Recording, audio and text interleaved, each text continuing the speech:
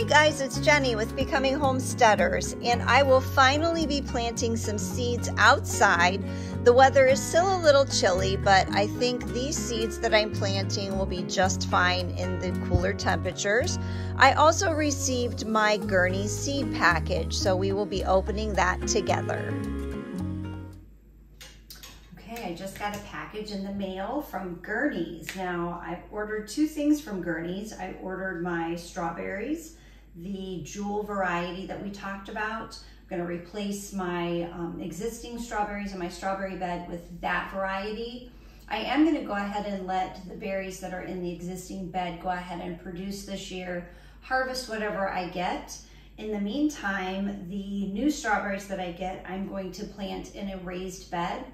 Then once I harvest the old berries, I will dig that up and transplant the new strawberries. So I couldn't see letting the berries from my old plants go to waste if they produce anything. So I'm excited to see if this is my strawberries, or I also ordered a rhubarb plant.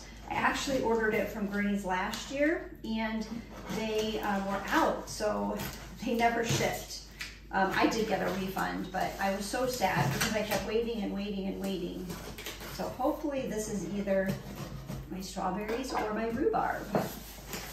So let's see. It just arrived today.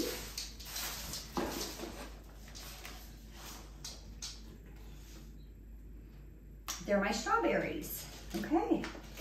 So I have 25 plants, I believe. Yes. Nice. So don't really look like much right now. But, and then I also ordered this. I've never tried this before. It is an all natural fertilizer for strawberries. It's called Strawberries Alive. It's also through Gurney's. So I'm anxious to give this a try too.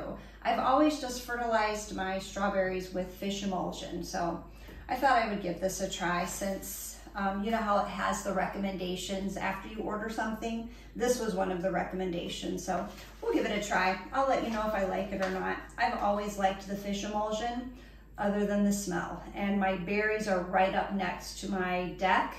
So if I used the fertilizer, we couldn't sit there that day because it smelled so bad. But we'll give this one a try and see how it goes. So hopefully my rhubarb is not far off either. I really hope I get that this year. So, all right. Okay guys, it is day 5. Today's Friday. They started taking the tree down on Monday, so they're still working on it.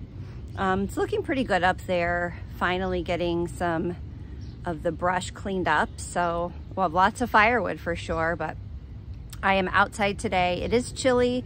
It's 37, but I think I might go ahead and plant my carrots and my spinach today. Hopefully, if the ground's not too muddy. We got a lot of rain yesterday and hail, which was crazy. I had just put my seedlings out on the table too, my spinach and onions, and then it hailed. So, but they're okay. I brought them in and I threw some under the table here with the cover on it. So, got my water and I'm ready to go. So let's get started. Okay, we're back here in the back corner flower bed. This is where I will be planting my spinach. I have got some soil from my fenced-in garden just to add some native soil to this. This was soil we purchased from a company here locally, and I just feel that it was mostly manure because it smelled, and nothing I planted in these beds did very well. So I'm going to add some of my native soil to it. I ended up doing about 5 rows of the spinach here in this little raised bed, which will be plenty for a first planting. This is the Bloomsdale long standard spinach from Baker's Creek. I have not planted this variety before, so I'm anxious to see how it will do, and I'm hoping it will do well in this little raised bed. I'm covering it with this cover that my husband made for me, and we made these boxes. This will be the 4th growing season for them, so we really do like them a lot. We can move them around different areas if we want to move them, but just makes it easier for picking, and it keeps the critters out. All right, this is the little area that I'll be planting my carrots in. I already have my hoops up and my insect netting. I will be putting a frost cover over top of them after I plant them. And even though it is a little bit chilly and it probably isn't ideal for these carrots, they will warm up once the soil warms, and in time they will go ahead and germinate. So I'm in no rush, just let them do their thing in their own time.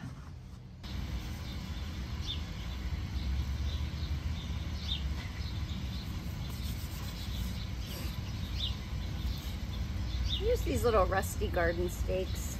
They've been here in the garden for several years. That's why they're so rusty, but just to hold down the ends of the insect netting.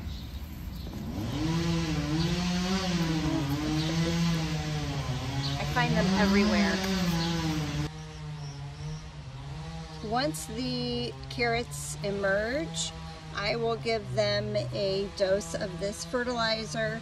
It is also a, it's called Root Crops Alive. It is also from Gurney's, just like the Strawberries Alive.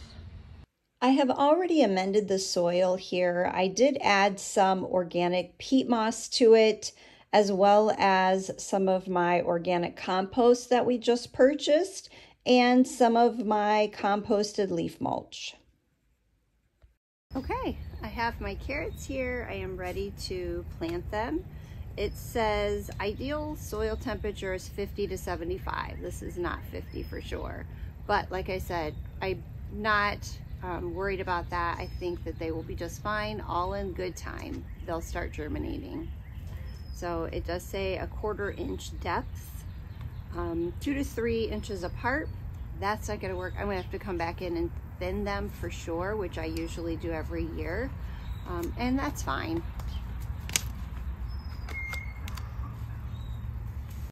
In order for carrots to germinate, they do need to be moist at all times. You cannot let the seed dry out. That's why spring is ideal for planting carrots. They are a little bit easier to get to germinate, where in the fall, when the temperatures are a little bit warmer, it is a little more difficult to get the seedlings to germinate.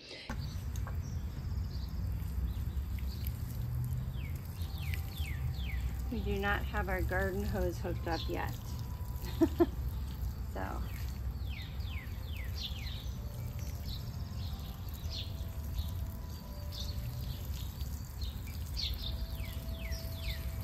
Not that it really needs a lot of this, because the ground was pretty wet. I'm using just regular garden stakes. I'll throw up a picture if I can find one. I purchased these from our local nursery, so I don't believe I have a link for those. I'll try to see if I can find something similar on Amazon, but I did purchase the hoops. They are 6.56 feet. The hoops that I'm using to hold up the insect netting, and they come in a 6-pack. I will link that. Those are from Amazon. The insect netting I will also link. It is amazing. This is just like having a screen. So the screen that you would have on your window, it is the same exact material. Works really good for keeping all bugs out as well as any critters. All right, all snugged in with the frost fabric. I did put kind of 2 layers. You can see right there the end of the second layer, just to make sure they were nice and insulated. But I'll link these frost fabrics below. They are amazing. They are an investment, but you can see my pile there. I washed them in hot water in my washing machine, fold them up, and they're ready for next season. Thanks so much for hanging out with me today, guys, outside in the cool weather in my garden. Hopefully you guys are getting outside and getting ready for warmer temperatures and maybe getting some seeds started. Remember, if you liked my video, give me a thumbs up and consider subscribing to my channel, and look for my upcoming garden tour for the month of April.